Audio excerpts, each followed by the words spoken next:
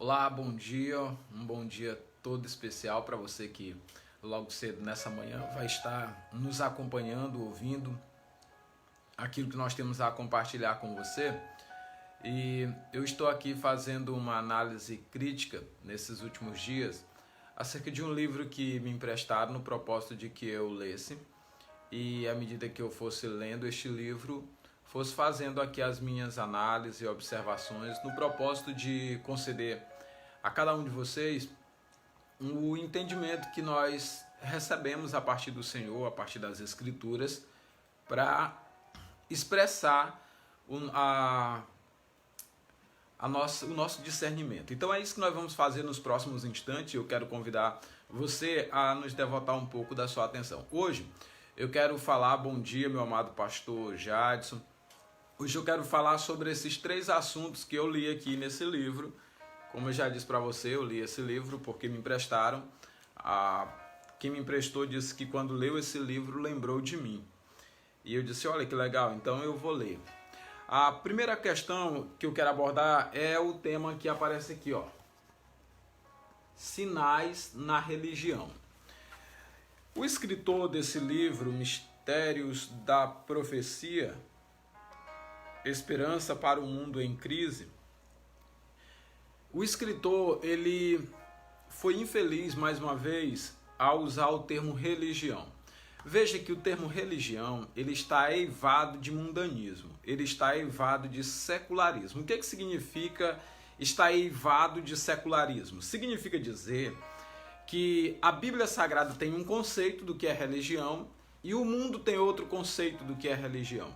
E nós, como servos da palavra, como guardiões da palavra de Deus, como pessoas a quem foi confiada a responsabilidade de preservar as Escrituras, nós não podemos andar com o mundo, nós não podemos ter a nossa visão, que é o que eles chamam de cosmovisão. A nossa visão não é cosmovisão, é uranovisão, que é a visão celestial. Então nós temos que ter a uranovisão, que é a visão celestial, a visão de Deus, que foi muito bem expressa por meio de Jesus Cristo. Se você abrir a sua Bíblia em Tiago, capítulo 1, versículo 27, você vai encontrar o conceito de religião na Bíblia. É igual quando a gente pergunta o que é fé, aí alguém diz, Hebreus capítulo 11, versículo 1. Ali diz o que é fé. A fé é a convicção dos fatos que se não vê, a certeza das coisas que se esperam. Isso é fé. Então a gente define a partir dali. Qualquer pessoa pode trazer uma definição de fé, mas o ponto central é aquele ali, porque foi Deus quem disse. Ele é perfeito, ele é imaculado, ele é inerrante. Religião é Tiago 1,27. Todo mundo que for definir religião tem que definir religião pelo que está escrito em Tiago 1,27. E o que está escrito lá? Lá diz, a religião pura e imaculada para com Deus, nosso Pai, é esta: visitar os órfãos e as viúvas nas suas tribulações e guardar-se das corrupções do mundo. Eu estava conversando, até para ilustrar isso melhor, o que eu vou explicar, eu estava conversando com um irmão temente a Deus, servo do Senhor Jesus, homem de Deus de verdade. Eu estava conversando com ele no seu gabinete e ele disse, pastor, o problema hoje é a religião. O cara é religioso, que dá nojo, ele embrulha, pastor, o estômago vendo o cara. E eu olho, pastor, aqui dali é o que a religião faz com as pessoas. Na verdade, esse termo, religião, ele foi usado muito, mas muito mesmo, pelos movimentos desigrejados. Está até em desuso agora, porque é uma coisa que não tinha como ir para frente. Depois disso, o secularismo já vinha usando de forma errada. Por exemplo, quando você chama o islamismo de religião, quando você chama o espiritismo de religião, quando você chama vários outros grupos que tem aí de religião, você não está falando de religião. Você está falando de crenças, de credos. É disso que você está falando. Porque a religião, se você pega Logston, que foi um dos primeiros a ir na base etimológica da palavra religião. A palavra religião vem do termo latim religares. E ele interpreta como sendo os atos humanos que religam o homem a Deus. Que atos humanos são esses? Ouvir a palavra de Deus com temor, se arrepender e confessar. Isso religa o homem com Deus. A palavra religião, portanto, ela significa religação. Religação, é a palavra que nós temos na Bíblia, que aparece diversas vezes com o termo reconciliação, que Deus estava em Cristo reconciliando consigo todas as coisas, ou religando consigo todas as coisas, ou toda a humanidade. O ponto é esse. Religião foi o que Cristo veio fazer. Ele veio religar o homem com Deus. Isso é religião. Ele veio reconciliar o homem que havia se afastado de Deus, o homem que havia se distanciado de Deus, o homem que havia procurado viver nos seus próprios caminhos. E religião é exatamente quando uma pessoa está desconectada de Deus e ela passa a se conectar com Deus. Isso é religião. Não é se conectar com uma denominação, com uma instituição ou com um grupo de credo, melhor dizendo. O termo ele é tão eivado que a gente fica naquele ciclo vicioso. Se ligar a qualquer credo, se ligar a qualquer instituição, isso não é religião. Religião é como está em Tiago 1,27. A religião, de acordo com a Bíblia, ela é pura, ela é imaculada. Então, religião é o que nós precisamos. E é o que nós temos que fazer parte, é da religião. No singular, a religião é pura, a religião é imaculada para com Deus, o nosso Pai. E é nisso que precisamos manter, na pureza e numa vida imaculada diante de Deus, o nosso Pai. Porque a igreja, ela é como uma virgem pura, incontaminada ou imaculada. Entende? Religião pura para com Deus, o nosso Pai, existe. E é essa que Jesus Cristo veio trazer. E ela tem dois focos. Primeiro, visitar os órfãos e as viúvas nas suas tribulações. Era uma das preocupações constantes do apóstolo Paulo. Cuidar dos órfãos, das viúvas, dos necessitados que haviam em Jerusalém. Ele praticava a religião. A outra coisa é guardar-se da corrupção do mundo. É a missão do evangélico. É manter-se afastado das corrupções do tempo presente. Então, Mark Phelan, ele vai por uma direção estranha das Escrituras. Ele caminha pelo aquilo que é o politicamente correto, aquilo que se tornou convencionalmente aceito. No entanto, nós, os servos da palavra, temos que trazer o conceito e temos que lutar contra a correnteza de todo e qualquer pensamento que se levanta contra a perfeita sabedoria de Deus. Porque o fato dessas coisas haverem se padronizado na ciência, na teologia dos homens e em tantas outras coisas, o IBGE agora definindo o que é religião e o que não é, o IBGE definindo o que é cristão e o que não é, isso está errado. Porque eles não têm esse entendimento, eles não têm esse conhecimento. Quem tem os conhecimentos são os guardiões da palavra. Nós, pastores, ministros da palavra que temos nos mantido fiéis ao Senhor. Deixando esse primeiro ponto, eu acho que a gente vai tocar nele mais tarde, porque vai voltar, vai virar uma conversa cíclica e a gente vai tornando isso mais claro à medida que vamos nos expressando. É a questão do aquecimento global, não é? O Mark Phelan, ele coloca as causas dos terremotos que está acontecendo na conta do aquecimento global. E há muito tempo atrás eu vi uma reportagem falando por que tem muitos terremotos, por que tem muitos maremotos, por que tem muitos abalos de terra no mundo inteiro. E uma das colocações que eu vi vários cientistas ali dizendo era por causa da extração de petróleo. A extração de petróleo, ela causa um desequilíbrio na natureza, ela causa um desajuste nos mares. E se você for pensar, as maiores extrações de petróleo que existem hoje no mundo, elas funcionam no meio do oceano. E ali vai criando ocos, segundo a explicação que ele deu foi técnica, e claro, eu vou falar numa linguagem coloquial, vai criando tipo túneis lá debaixo da terra, porque você está extraindo aquele líquido, e a terra vai se ajustar, e quando ela se ajusta lá, a água desce e começa a formar redemoinho, começa a formar meio mundo de coisa. E isso dá tremores de terra e por aí vai. O estado do Maranhão, eu falei quando começaram essas extrações de petróleo, que está tendo concentrado ali em Santo Antônio dos Lopes, especialmente, eu disse que quando começasse aquilo, nós iríamos ter tempestades, nós iríamos começar a ter terremotos. Eles começaram não tem muito tempo. mas já foi registrado no estado do Maranhão diversos tremores de terra. Você nunca vai ver as pessoas associando isso à extração de petróleo. Por quê? Porque tem um jogo político por trás disso aí.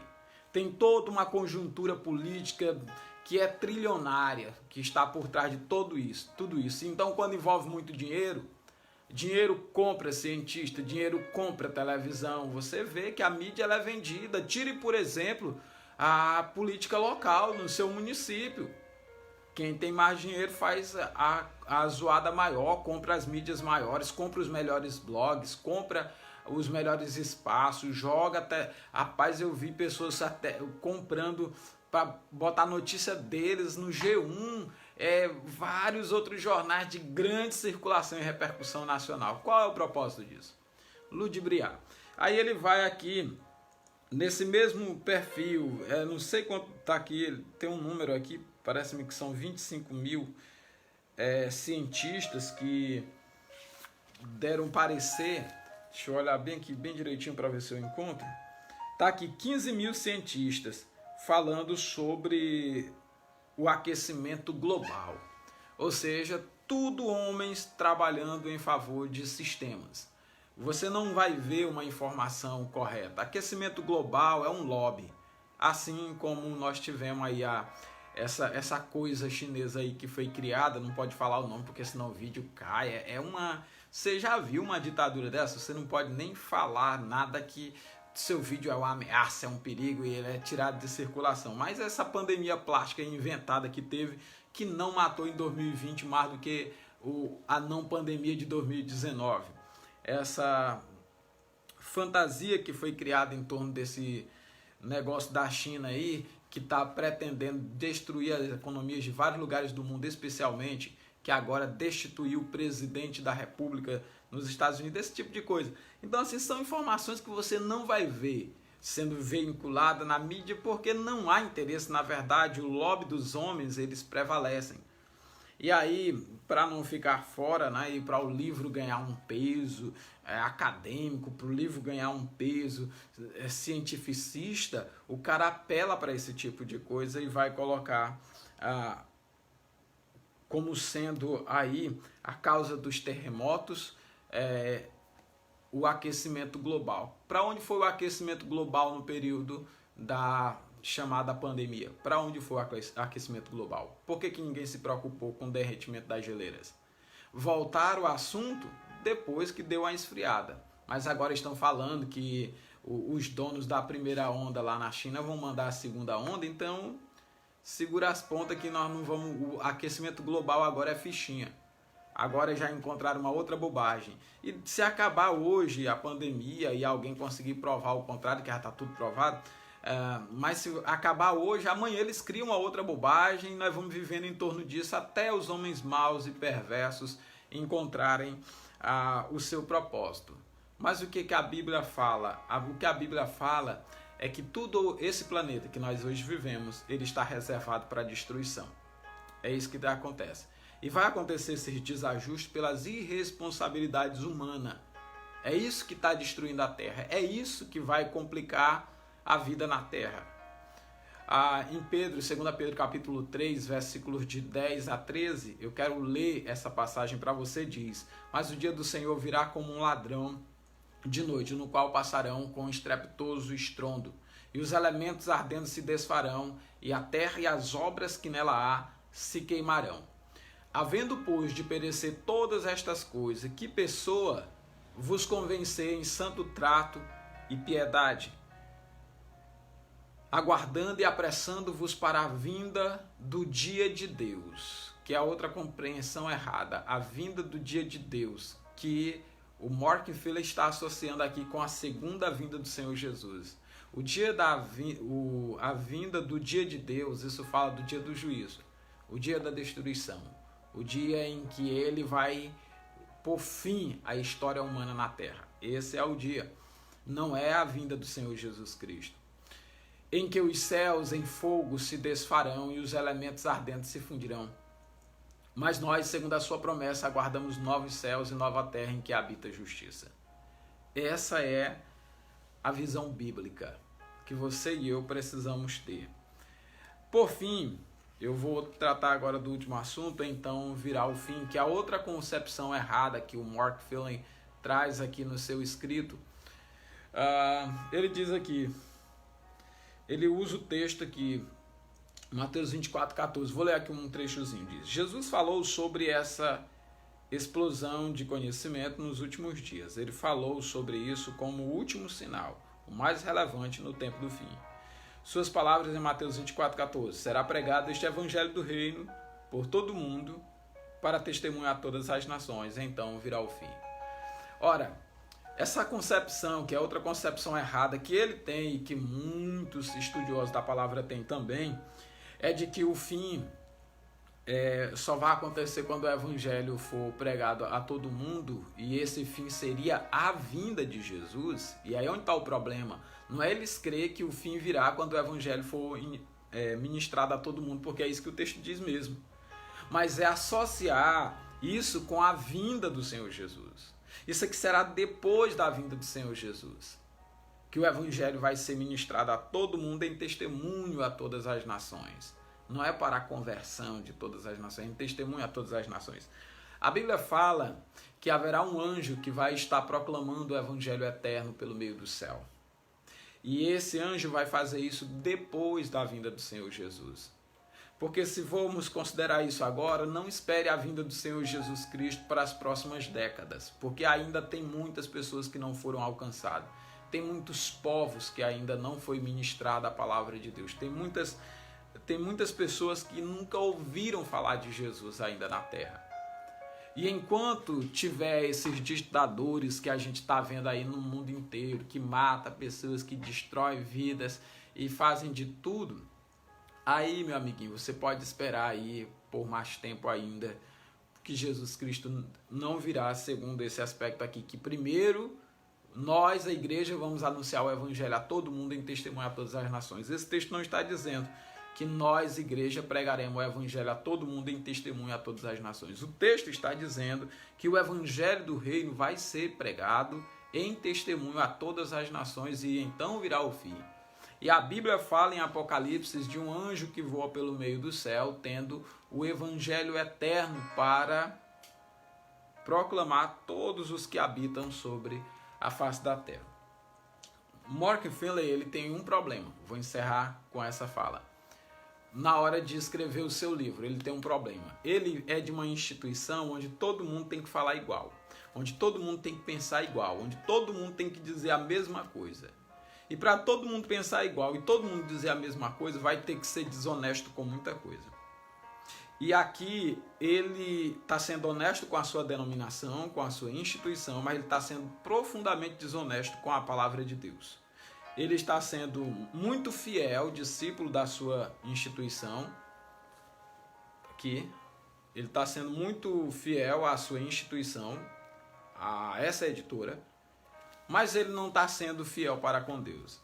E é isso que muitas pessoas preferem. Muitas pessoas, quando estão no sofrimento, elas preferem achar que Deus está sendo injusto e que elas estão sofrendo algo que elas não deveriam sofrer. Muitas pessoas, quando estão passando dificuldade, preferem pensar em si como o seu certinho e Deus como sendo o carrasco, e isso não é bom, porque a pessoa esquece da pureza de Deus e se coloca mais puro do que Deus, e isso é uma dificuldade séria, né? Então são algumas coisas que nós precisamos tomar cuidado, e ele fala para a sua denominação e de acordo com a sua denominação.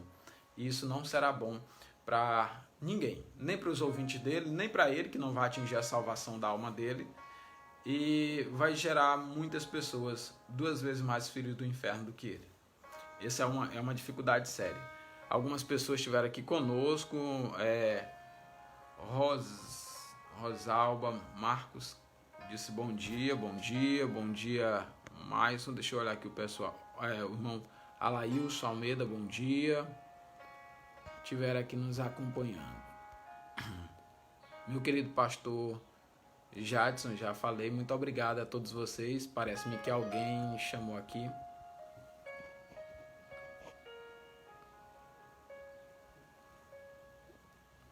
Muito legal, deixa eu ver se...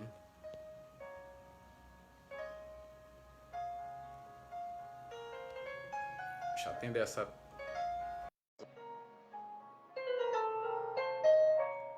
Estou tentando adicionar. Pois bem, pessoal, eu estou lendo esse livro e você vai ficar tentando aí nos próximos dias nos acompanhar. Eu vou explicar tudo que esse rapaz fala. Vai ser, na verdade, um grande curso sobre profecias e também sobre as Escrituras Sagradas, no qual eu vou estar ministrando a você e falando com você acerca de assuntos muito importantes, certinho? E já eu quero agradecer a todos vocês que participaram, que estão nos acompanhando nessa transmissão. Compartilhe esse vídeo, vamos levar essa informação para mais pessoas, a fim de que as pessoas possam ter entendimento do que falamos. Por fim, deixe seus comentários aí abaixo se alguma coisa não ficou claro para você, se você não compreendeu alguma coisa que eu falei, e eu vou buscar falar de maneira mais clara, mais profunda, mais objetiva, a fim de que a gente chegue ao pleno conhecimento da verdade e à perfeita varonilidade, a estatura, né, de varão perfeito, como diz a Bíblia. Forte abraço a todos vocês, até mais.